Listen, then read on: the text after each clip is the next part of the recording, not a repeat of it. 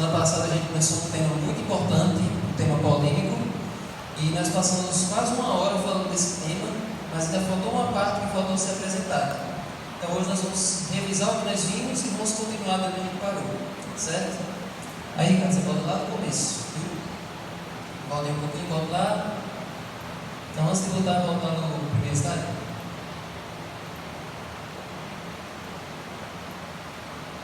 Pode ir voltando até? Então primeiro.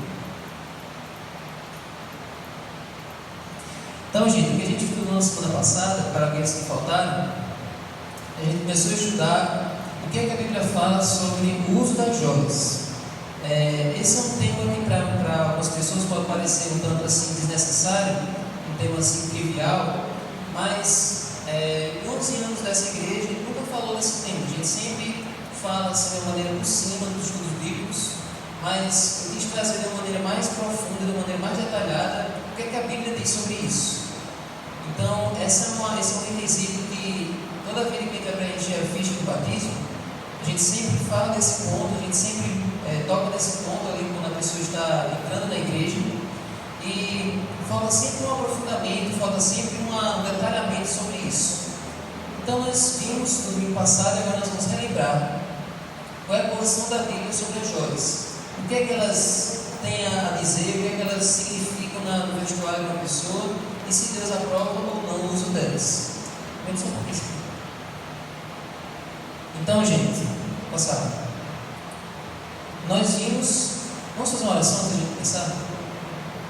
Senhor Deus, e novamente, Senhor, nós vamos abrir a tua palavra, entender o que o Senhor quer nos dizer sobre esse tema. Que o teu Espírito nos ajude a compreender, nos ajude a colocar em prática e nos faça, Senhor, nos revestir do teu Espírito, nos revestir da tua graça todos os dias. Fique conosco, em nome de Jesus. Amém. Então pode passar. Nós vimos que, vamos passar, que as joias, elas eram usadas na Bíblia, no Antigo e no Novo Testamento. E no Antigo e no Novo Testamento, as joias tinham algumas aplicações. Pode passar. Nós vimos que no Antigo Testamento as joias tinham o significado de adorno, as pessoas usavam para se adornar, para se embelezar. Também eram usadas como moeda de troca, às vezes para remunerar por algum serviço, para pagar por alguma prestação de serviço. As joias eram usadas como moedas. Também nós vimos que as joias eram sintoma eram uma evidência de riqueza, certo? As pessoas que tinham muitas joias eram a prova de que elas eram muito ricas. E nós vimos também que as joias eram também um indicativo de estado social. Quando você ascendia na vida, quando você subia na vida, as joias mostravam que você agora passou de pobre e agora você é uma pessoa rica. E as joias também eram um indicativo de poder, de autoridade. Por exemplo, os reis na Bíblia, eles usavam muitas joias. Tinha a coroa de ouro, tinha aquele cetro de ouro, tinha um anel de ouro, que era o anel com o qual eles selavam os documentos. Então, os reis usavam as joias para mostrar o poder e a autoridade que eles tinham, certo? E também as joias tinham uma função religiosa, que nós vamos relembrar agora, daqui a pouco. E também tinha uma função mágica, que nós também vamos ver aqui daqui a pouco. E por fim, também as joias eram usadas como oferta. Quando foi preciso construir o santuário, o povo de Israel doou as joias que eles tinham para poder então o santuário ser construído. Pode passar, Ricardo. Então nós vimos que no Éden tinha muitas pedras preciosas, mas Deus não mandou Adão e Eva se revestirem ou se ataviarem com as joias que tinham lá perto do jardim do Éden. Eles andavam nus, eles eram inocentes, mas eles não usavam roupas muito carregadas com ouro, né? Pode passar. Nós vimos que depois da morte de Raquel, para que Deus acompanhasse a família de Jacó na sua viagem, Deus mandou que Jacó enterrasse as joias e os ídolos de ouro e de prata que eles carregavam, certo? Vou passar. Também nós vimos que depois do bezerro de ouro, depois que o povo de Israel eles desobedeceram a Deus fazendo aquele carnaval e construindo o bezerro de ouro, Deus também mandou que o povo destruísse o bezerro. Melhor, Moisés ele quebrou as tábuas e depois ele destruiu o bezerro e também mandou que o povo se desfizesse das joias dali para frente. Eles não deveriam mais usar as joias nele mesmo, tá? Em si mesmos, só depois no santuário, certo? Também nós vimos que a única vez na Bíblia que Deus prescreveu para alguém usar joias foi o sumo sacerdote. Mas as joias que ele usava tinham uma função religiosa. Pode passar. Nós vimos que as joias que o sumo sacerdote usava tinham vários significados.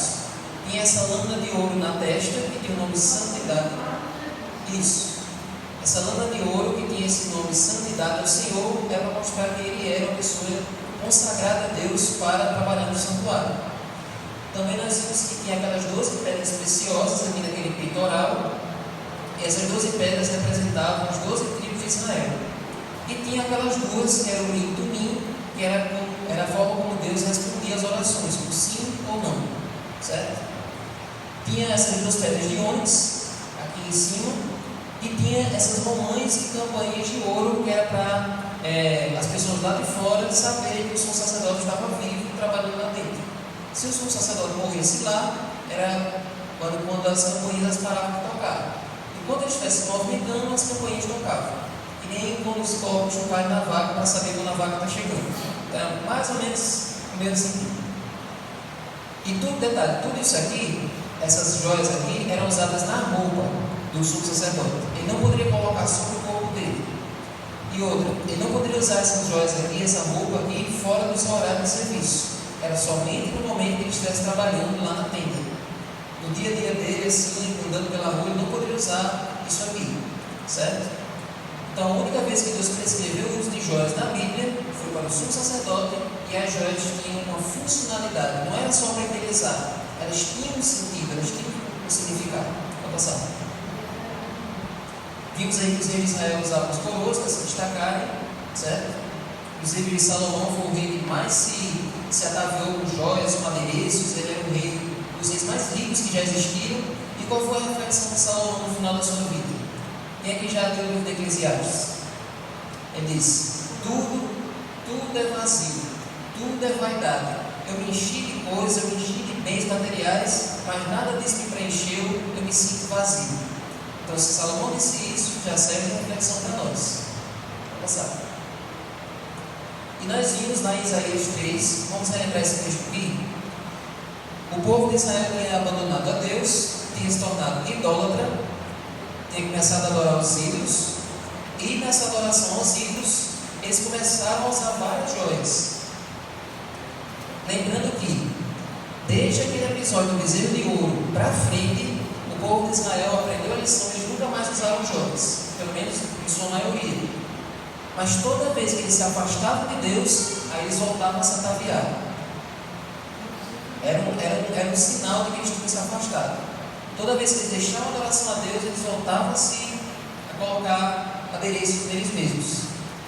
E aí, a profecia de Isaías é direcionada a algumas, aqui eles chamam filhos de Sião, mas é falando de todo o povo de Israel. Olha aí, do 18 ao 23.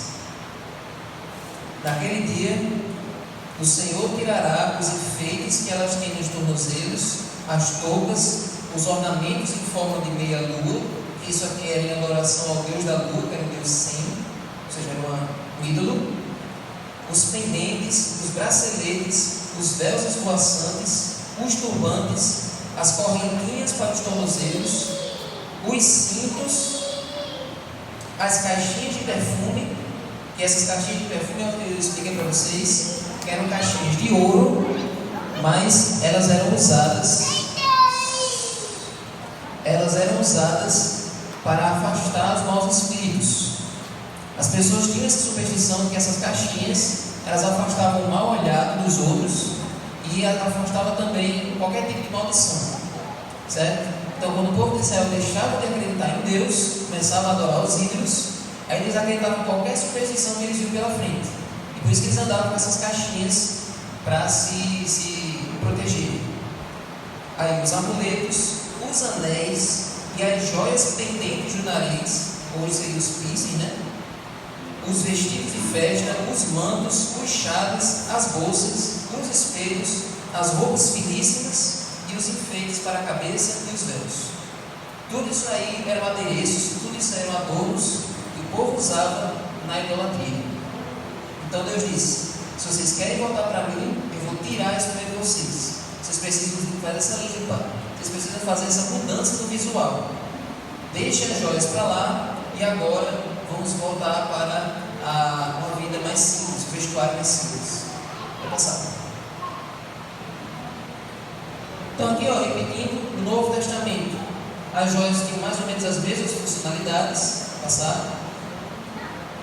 Nós vimos que quando Jesus nasceu, os magos vieram trazer presentes preciosos, ouro, incenso e mirra, certo?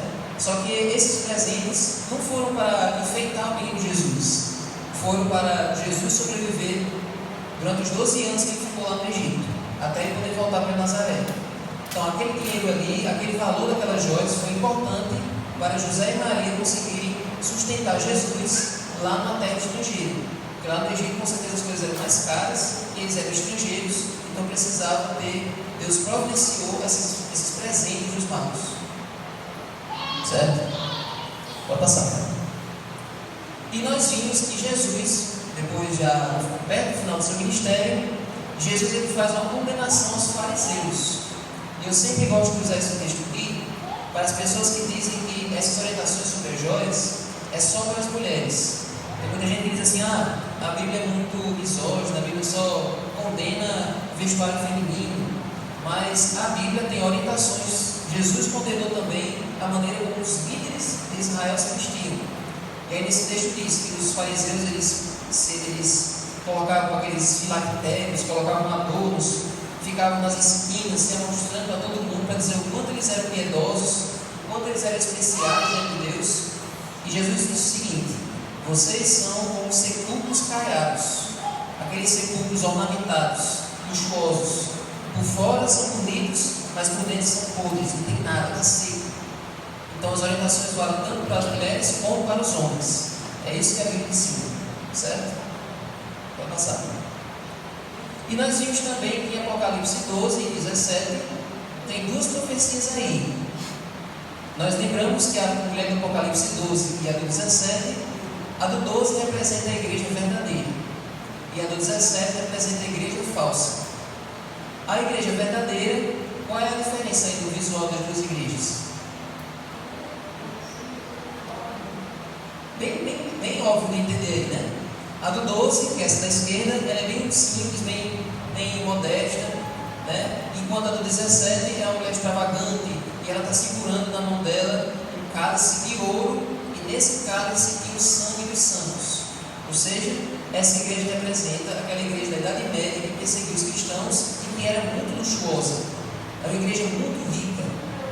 Até hoje ainda é a igreja mais rica do mundo. Então é o contraste da igreja pura, da igreja que segue os mandamentos de Deus, e da igreja falsa, que é contra a lei de Deus. Certo? Vai passar. E nós vimos que Jesus, em Apocalipse 14, ele usa uma coroa. Só que essa coroa, a palavra original é Estéfanos, e essa coroa é uma coroa que era usada pelos vencedores de corridas, vencedores das Olimpíadas. Toda vez que alguém vencia uma corrida, vencia alguma modalidade, o vencedor era premiado com uma coroa de louros, que era ramos assim em formato de ramos de árvore, banhados a ouro, para dizer que aquela pessoa venceu.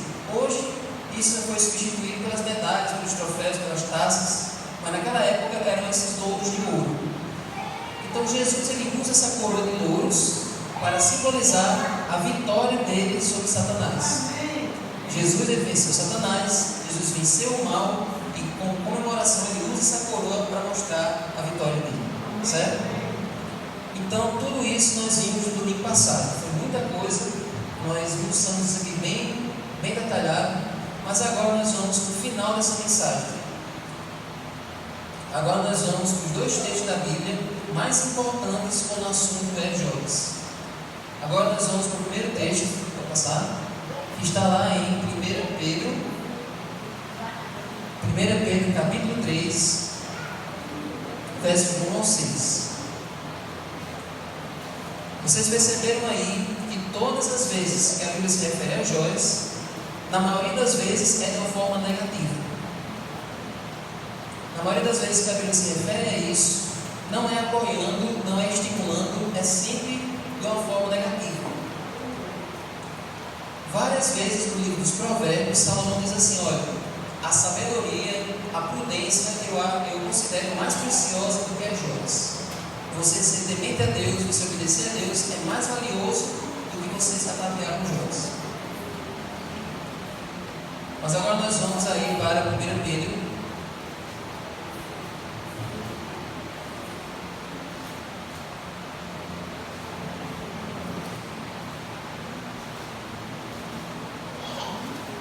De 1 ao 6.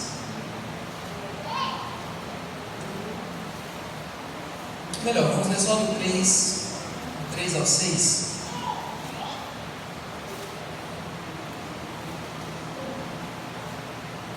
É uma parte importante do 1 ao 6, vamos lá.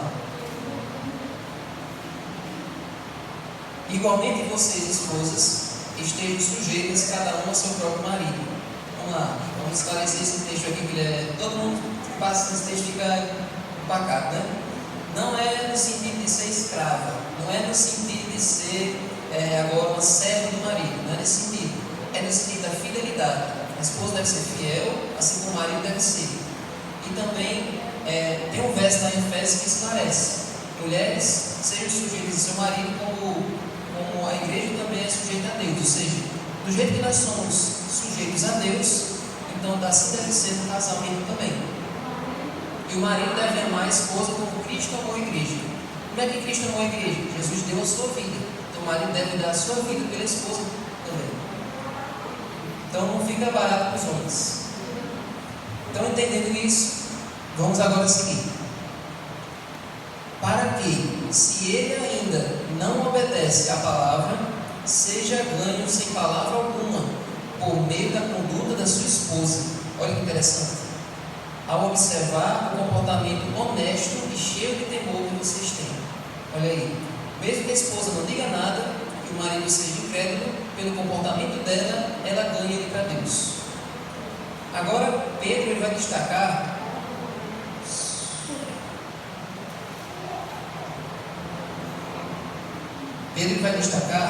alguns apontamentos aqui com relação ao vestuário.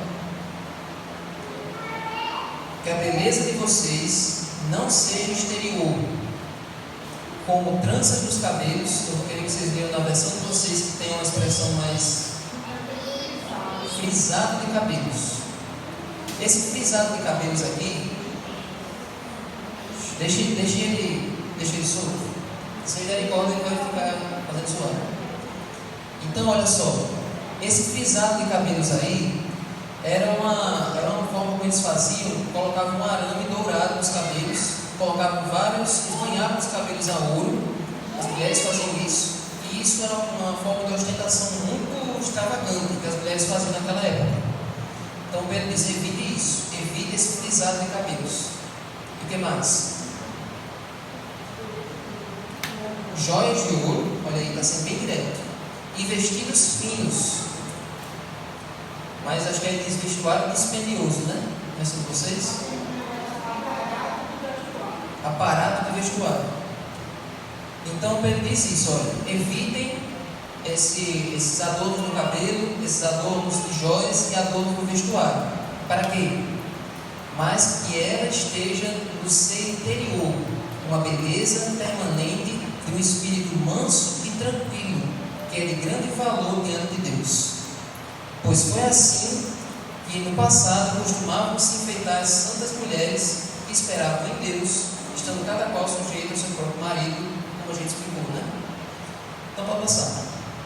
Então vale a gente destacar algumas coisas.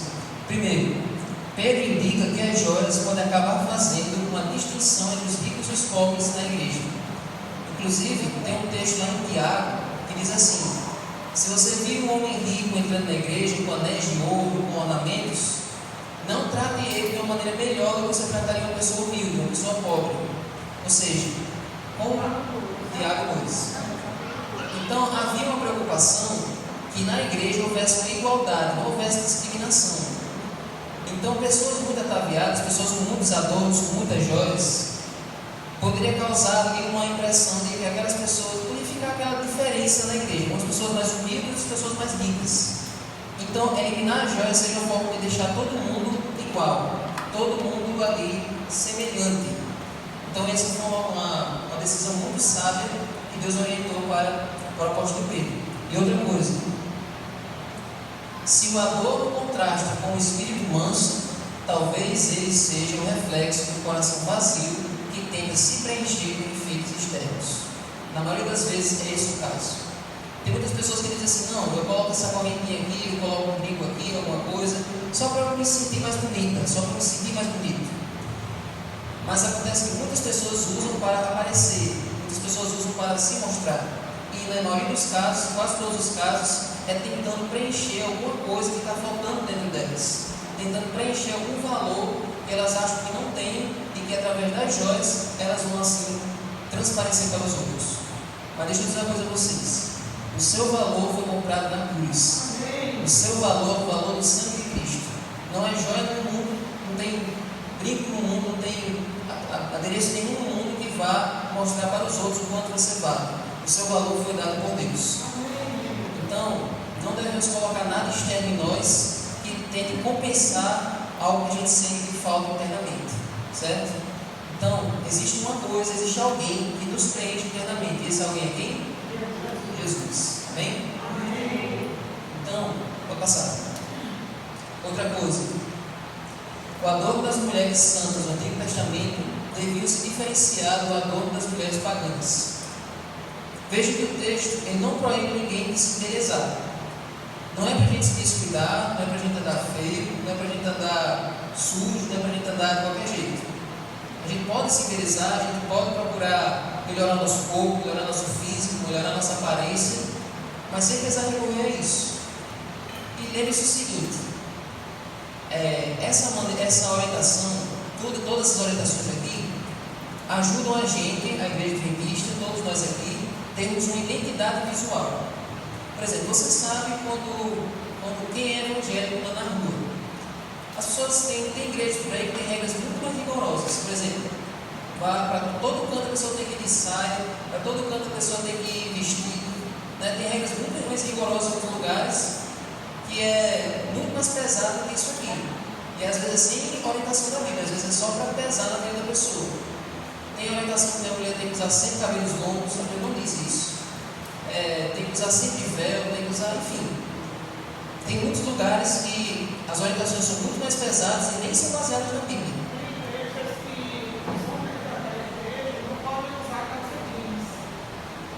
Tem que usar calça social. Porque a mulher não pode usar calça.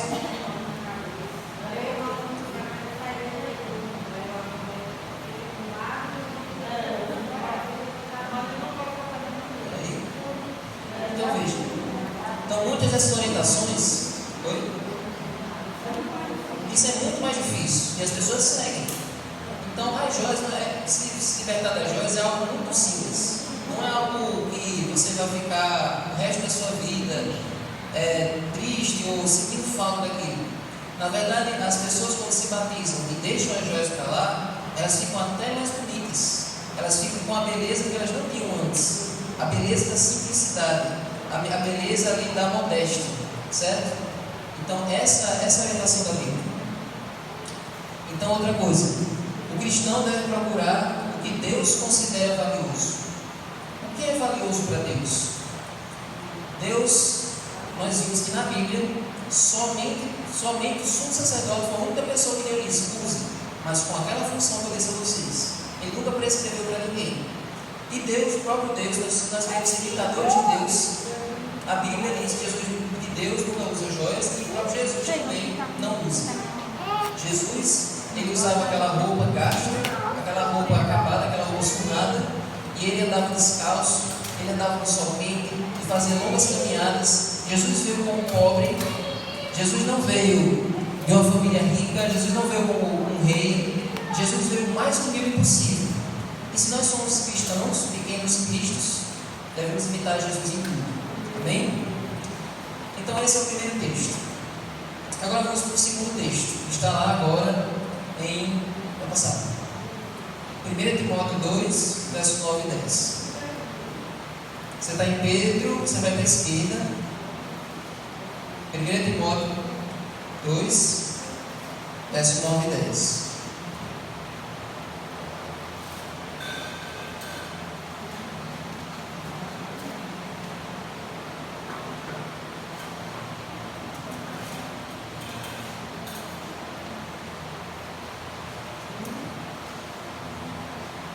diz assim: da mesma forma que as mulheres em traje decente se enfeitem com modéstia e bom senso, não com, como é que diz a Bíblia de vocês?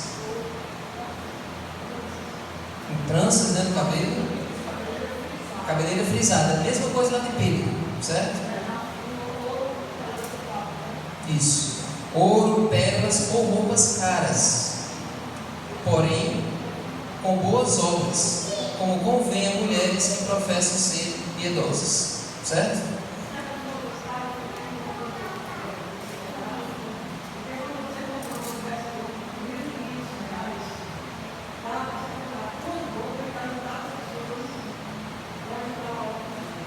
Exatamente.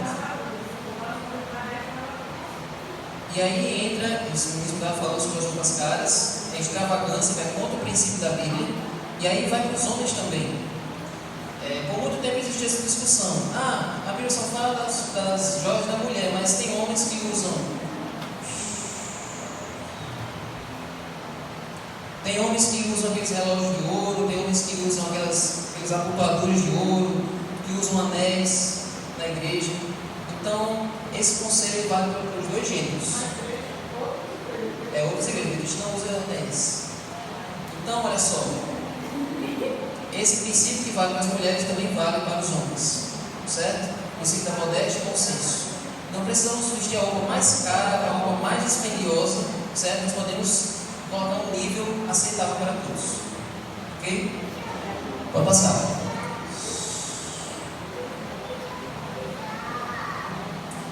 Paulo afirma que os adornos devem ser honrosos, modestos e decentes, certo? Essa decência não vale apenas para as joias, mas também para a roupa em si.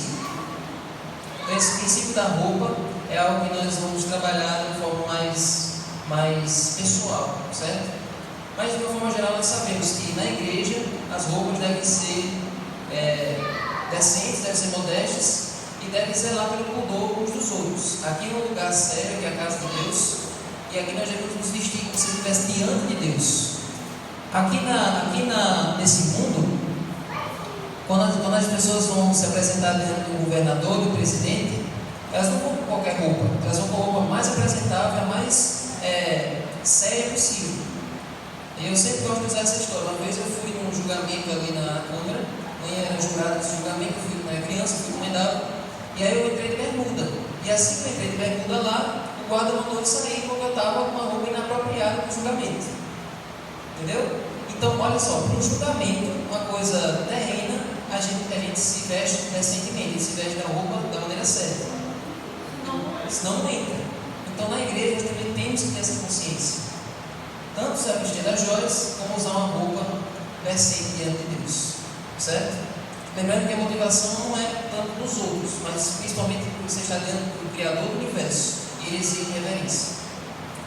E aqui vale uma outra orientação. Nós falamos das roupas caras, das joias, e olha só, Paulo ele não está graduando aqui o nível econômico das joias.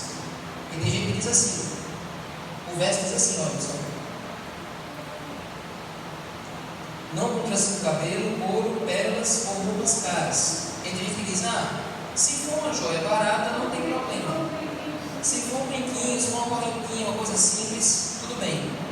Veja que Paulo não está dizendo assim, olha, evite as coisas caras, mas pode usar as baratas. Evite as coisas mais dispendiosas, mas pode usar as que são sem futuro. Não. Paulo, ele está dizendo, Paulo está fazendo aqui uma diferença total, está dizendo, olha, evite tudo isso.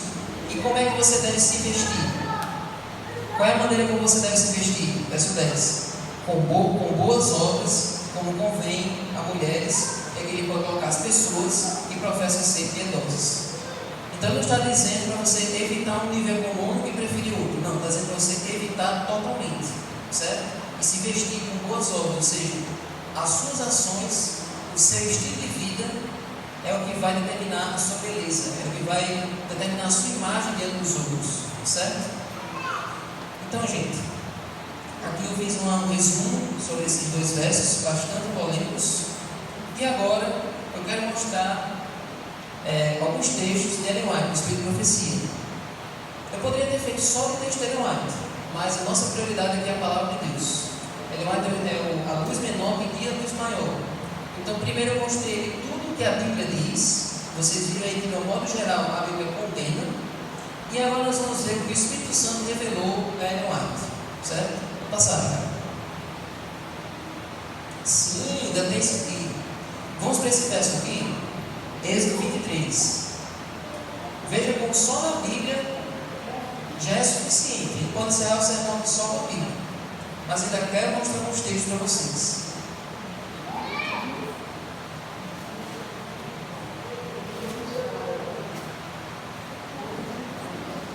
Êxodo 22, na verdade. Você está indo em Êxodo, você vai para o 22.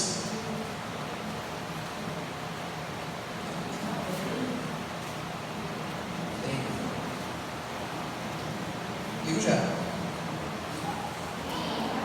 Êxodo 21. Êxodo 21, certo?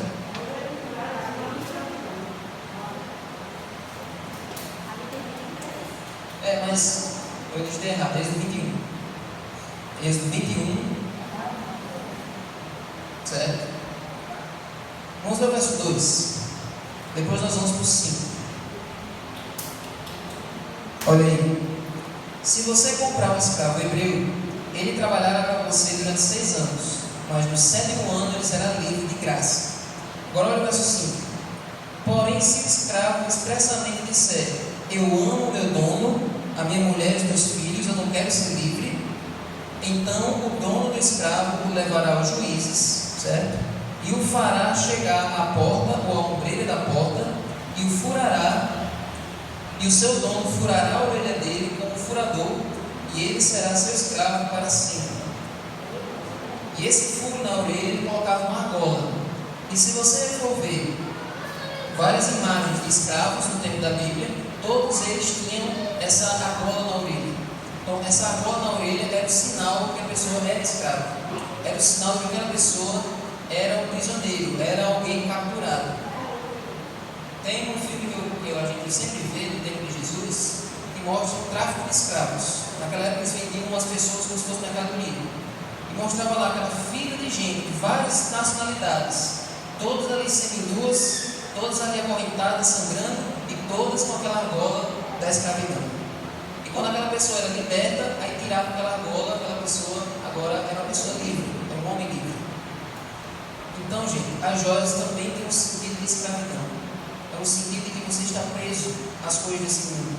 Uma vez que você está com Deus, uma vez que o sangue de Cristo te liberta, você não precisa mais de nenhuma amarra, você não precisa mais de nada ligando você à prisão, certo? Então, dito isso, vimos tudo que a Bíblia apresenta, agora vamos para isso, o que a profecia apresenta. Se você não acreditou no que a Bíblia diz, vamos ver o que Deus disse através de Ellen White. Vou passar. Não temos tempo para estar ansiosos e preocupados com o que comeremos e beberemos e com o que nos vestiremos. Vivamos e trabalhemos com simplicidade. Vistamo-nos de um modo tão modesto e decoroso que sejamos recebidos aonde quer que formos. Ou seja, lembre-se também que nós, o tempo todo, nós somos missionários, certo? Aonde você vai, você é um missionário, você está pregando o Evangelho. Então imagine se nós, das duplas missionárias, nós fôssemos pregar, todos vestidos de roupas caras, todos com várias joias. Você acha que isso teria o mesmo efeito? Você acha que as pessoas sentiriam a mesma atração do Evangelho desse jeito? Se você fosse ali para aquelas ruas ali que a gente está indo, aqueles becos que a rua é toda coberta por esgoto, que as pessoas ficam na calçada, que não aguentam dentro de casa, aquelas casinhas pequenas que é um bocado de gente ali trincheirada, aí você chega lá com várias joias, com vários ornamentos. Como é que você vai transmitir a simplicidade de Jesus para essas pessoas humildes? Então se lembre, o tempo todo nós estamos em missão, o tempo todo nós estamos representando Jesus, nós somos a imagem de Jesus que as pessoas têm, e Jesus ele não se vestiu assim, certo? Vou passar. Bondade e solicitude para com os que se acham ao nosso redor são qualidades preciosas à vista do céu. Olha aí, o que é que Deus acha precioso? O que é que Deus acha que é bonito? O que é que Deus acha que é valioso? Bondade e solicitude, ou seja, generosidade. Se não tem lhes dado atenção à aquisição dessas virtudes, façam agora, pois não temos tempo a perder. E a próxima é mais contundente. Pode passar aí, cara. Pode passar? Passar? Passou? Eu coloquei só uma, mas eu quero ler aqui uma mais direta ainda, sobre a demais. Então veja só, a orientação de Deus é essa, certo? Então olha o seguinte aqui, que Deus revelou através de demais.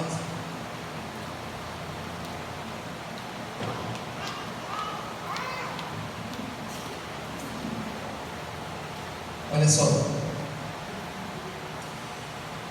Os cristãos não devem ataviar o corpo com uma dispendiosa exibição de caros ornamentos.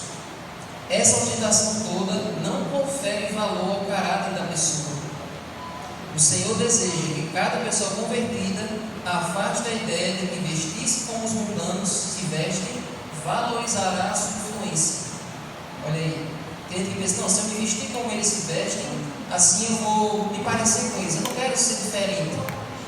Eu vou conquistar, eu não quero ser diferente deles. Nas reuniões de família, nas reuniões de escola, eu não quero me parecer diferente. Eu não quero que todo mundo lá esteja daquele jeito e eu esteja de uma maneira mais simples. Eu não quero ser um pobre. Então esse é o pensamento de muita gente. Olha só, essa desnecessária exibição revela amor por essas coisas que supostamente prestam valor à pessoa. Ou seja, é como se você amasse mais aquele do que a glória de Deus. Então, gente, agora nós vamos ver aí, Ricardo. Bota aí no manual da igreja. Já está, né? Esse manual da igreja é um livro que tem todos os regulamentos da igreja adventista, para todos os cargos, para todas as funções. E diz o seguinte, olha. Isso aqui, olha, o manual da igreja é um documento que a igreja toda se reúne a cada 5 anos, certo? E eles atualizam. A cada 5 anos eles atualizam. Esse ano teve uma reunião da Conferência Geral da Igreja Adventista do mundo todo lá nos Estados Unidos. E eles atualizaram o manual da igreja. E a última vez que eles fizeram isso foi em 2020, a outra vez foi em 2015, a outra vez foi em 2010 e assim por diante. E aí foi que eles chegaram à conclusão. Embora reconheçamos diferenças culturais, nosso vestuário deve ser simples, modesto e de bom gosto. Ou seja, a igreja entende que em outros países, em outras culturas, existem costumes diferentes. Na África, por exemplo, eles têm aquelas roupas coloridas. Você deve ter visto na internet aqueles vídeos daqueles angolanos cantando, né, com aquelas roupas coloridas e tal. Eles têm alguns costumes diferentes, mas em todo o país, em toda a cultura, o princípio é o mesmo.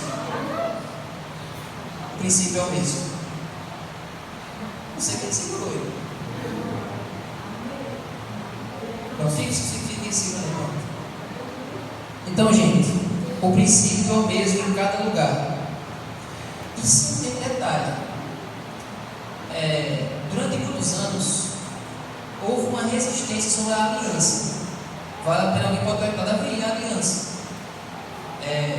Nos Estados Unidos, até 1970 mais ou menos, a igreja não aceitava o uso da aliança. Por quê? Porque não era uma coisa socialmente aceita no país, nos Estados Unidos.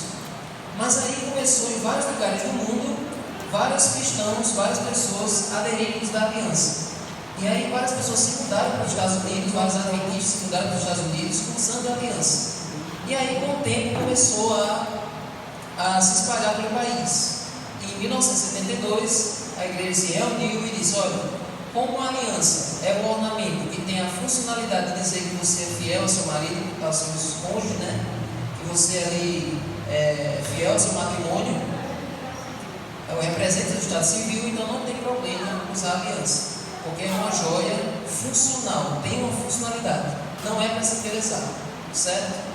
Então, aqui vocês entenderam que a aliança é uma joia que tem uma função e não tem problema usar, certo?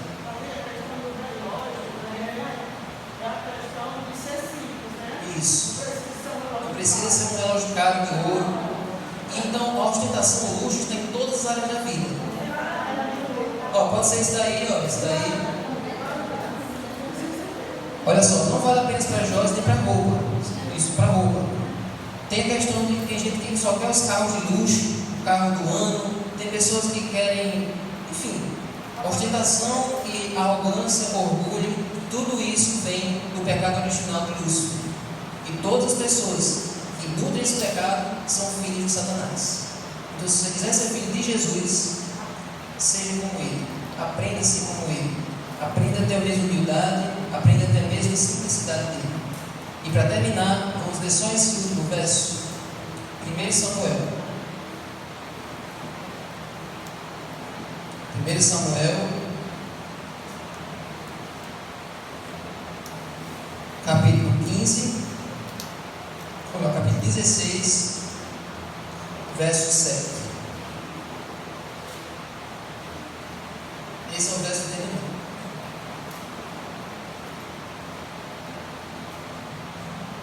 Você foi criado para a glória de Deus.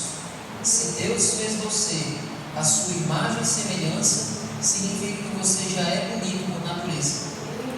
A sua beleza vem de Deus, porque você foi feito à cara de Deus. Você é a imagem e semelhança dele. Tem uma música que diz que você é a coisa mais linda que Deus tem. Então, não precisa de mais nada. Ele já preenche você, ele já embeleza você de várias maneiras.